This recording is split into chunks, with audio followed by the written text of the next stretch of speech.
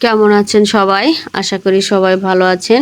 সবাইকে লতা কিচেনের পক্ষ থেকে স্বাগত জানাচ্ছি আজকে আর একটা নতুন ভিডিওতে। আজকে রান্না করব পটল এবং আলু দিয়ে কালবাউস মাছের পাতলা করে ঝোল। পটল এবং আলুটা কেটে আমি একটু সময় জলের মধ্যে ভিজিয়ে রেখেছি। মাছগুলোও সুন্দর করে ধুয়ে পরিষ্কার করে রেখে দিয়েছি। প্রথমে আমি মাছের মধ্যে লবণ এবং হলুদের গুঁড়াটা দিয়ে দিলাম স্বাদ মতো লবণ। বেশি দেওয়ার দরকার নেই, যেটুকু লাগবে। তারপরে দিয়ে দিলাম হলুদের গুঁড়া। যে কোনো মাছ যতই ভালোভাবে ধুই না কেন, একটা কিন্তু আষ্টে গন্ধ থেকেই যায়। এই আষ্টে গন্ধটা আমি দূর করার জন্য এক টুকরো লেবুর একটু সামান্য পরিমাণে রসটা দিয়ে মাছটা আমি ভালোভাবে মেখে নেব। মাছটা মাখানোর পরে 5-7 মিনিটের জন্য আমি রেস্টে রেখে দেবো। এতে করে মাছের মধ্যে লবণটা যাবে, খেতে বেশ ভালো লাগবে। মাছটা আমার মাখানো শেষ। সুন্দর করে লবণ এবং হলুদ দিয়ে মেখে রেখে দিচ্ছি। এখানে রয়েছে পেঁয়াজ কুচি এবং আদা রসুন বাটা। আর পটলের যে খোসাটা ছিল সেই খোসাটা আমি ফেলে না দিয়ে কালো জিরা দিয়ে ভর্তা করব। কালো জিরা ভর্তাটা খেতে কিন্তু বেশ ভালোই লাগে। পটলের খোসাটা আমি খুব ভালোভাবে সিদ্ধ করে নিয়েছি। কড়াইতে একটু লেগে গিয়েছিল, সমস্যা নেই। 4-5টা কাঁচা লঙ্কাও দিয়ে দিয়েছি। তেলের সাথে খুব ভালোভাবে ভেজে নেব।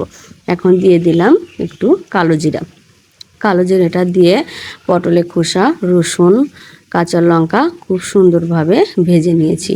ভাজা প্রায় আমার শেষ।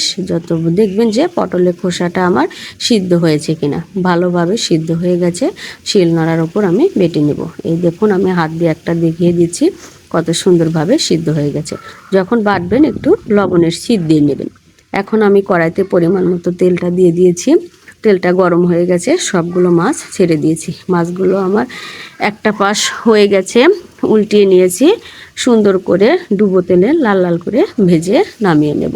মাছগুলো আমার ভাজা শেষ। এই যে নামিয়ে নিয়েছি, দেখতেই পাচ্ছেন লাল করে কিন্তু ভেজে নামিয়ে।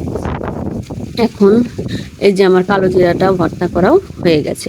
এখন আমি কড়াইতে মাছ ভাজা ওই তেলের মধ্যে দিয়ে দিচ্ছি পরিমাণ মতো পেঁয়াজ কুচিটা দেওয়ার পরে পেঁয়াজটা আমি খুব সুন্দরভাবে ভাজা করে নেব। শুধু মাছ ভাজা তেল ছিল, সেই জন্য আর একটু তেলটা দিয়ে দিলাম। পেঁয়াজটা আমি লাল লাল করে ভেজে তারপরে জলটা দিয়ে দেব। এখন দিয়ে দিচ্ছি 2 টুকরো দারুচিনি, সাদা এলাচ, কালো এলাচ দিয়ে মশলা ভালোভাবে যাতে কষে যায় সেই পরিমাণে আমি জলটা দিয়ে দিলাম। পেঁয়াজটা কিন্তু আমি একটু ব্রাউন কালার করেই ভেজে নিয়েছি। এখন আমি এর মধ্যে আগে থেকে যে আদা রসুন বাটাটা ছিল, আদা রসুনের পেস্টটা আমি দিয়ে দিলাম। আদা রসুন দেওয়ার পরে দিয়ে দিচ্ছি স্বাদ মতো লবণ, তারপরে দিয়ে দিলাম হলুদের গুঁড়া, তারপরে দিয়ে দিলাম লঙ্কার গুঁড়ো, তারপরে জিরে এবং ধনিয়া গুঁড়ো দিয়ে সুন্দরভাবে মশলাটা আমি কষিয়ে নেব। মশলাটা কষানো যত ভালো হবে খেতে কিন্তু ততই ভালো লাগবে। মশলাটাকে আমার তেলটা ছেড়ে দিয়েছে। এখন আমি কড়াইয়ের মধ্যে পটল এবং আলুটা দিয়ে দিলাম। পটল এবং আলুটা দিয়ে লবণ এবং হলুদের গুঁড়ো মশলা যে ছিল সুন্দরভাবে ঢাকনা দিয়ে কষিয়ে নেব। মশলাটা আমার কষানো হয়ে গেছিল। এরপরে পটলের মধ্যে থেকে যে এক্সট্রা জলটা আছে সেই জলটা শুকিয়ে আসার আগ পর্যন্ত আমি ঢাকনা দিয়ে কষিয়ে নেব। এই দেখুন, মশলাটা কষানো হয়ে গেছে, সাথে পটল এবং আলুর যে জলটা ছিল জলটা শুকিয়ে গেছে। পরিমাণ মতো ঝোল দিয়ে দিলাম।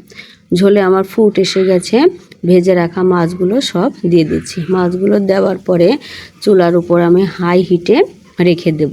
হাই হিটে 2-3 মিনিট ফুটিয়ে নিলে আমার রেডি হয়ে যাবে পটল এবং আলু দিয়ে কালবাউস মাছের পাতলা ঝোল। আমি এই যে পটল এবং আলু দিয়ে মাছের ঝোলটা নামিয়ে নিয়েছি। দেখতে কিন্তু দারুণ লাগছে, খেতেও ভালো লাগবে। আপনারা বাসায় অবশ্যই যে কোনো মাছের হোক পটল এবং আলু দিয়ে এভাবে ঝোল করে খাবেন, বেশ ভালো লাগবে খেতে। ব্যাস, রান্নাটা আমার শেষ। এখন খাওয়া দাওয়া করে নেব। ভিডিওটি ভালো লাগলে চ্যানেলটি লাইক এবং সাবস্ক্রাইব করে সঙ্গে থাকুন।